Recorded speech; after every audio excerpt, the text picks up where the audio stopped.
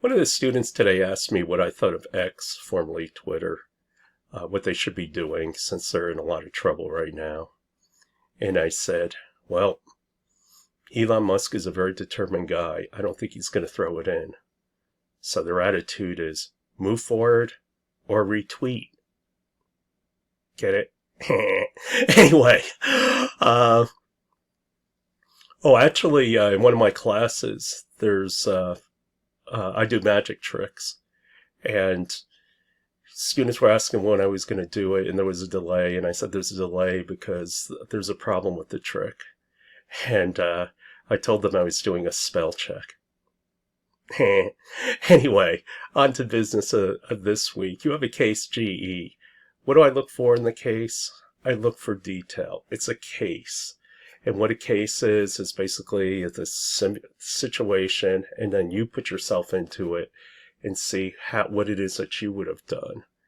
And so GE's having a problem that they've stopped innovating. And so what's going to happen to their company? And so I'm asking you to look at that. And what you get graded on actually on this is the level of detail you put into your answers. In terms of the mini quizzes, some of you are doing quite well. Some of you are having issues. And in the end, what I'm going to do is probably curve the entire thing.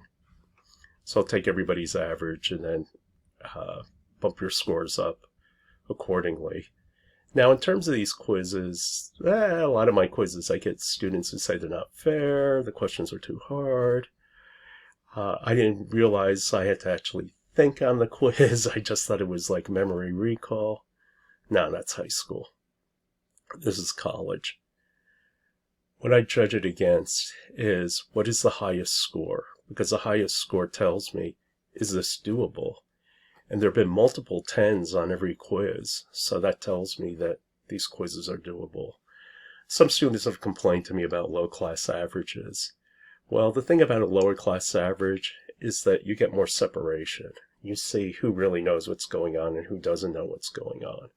And so that's a way to figure out whether or not some students know more than another.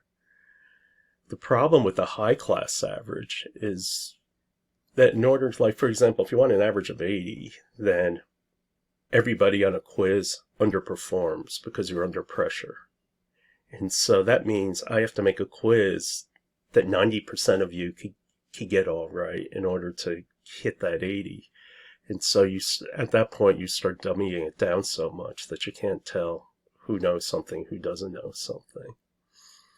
One thing I will say for those of you who are behind, and some of you are missing quite a bit, there's an amnesty period, meaning if you get everything in by the last day of classes, which is April 26th, you'll get 10% off. But at least you'll get credit for something.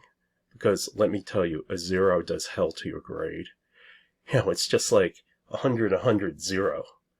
All of a sudden now your average is 67, which is a D.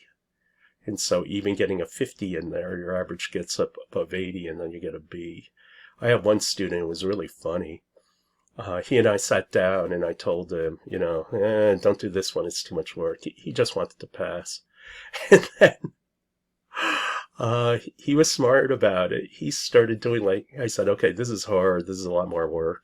And so he was just getting like 50, 50, 50, 50. But along with his good grades, he got by. Anyway, if you have any questions, please let me know. I apologize. I haven't sat in on more of your discussions. That's something I've got to get on my grader about, because she was supposed to keep tabs on that list and tell me when you are available.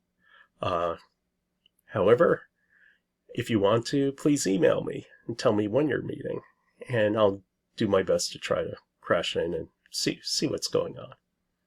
Anyway, have a great week, and I'll see you next time.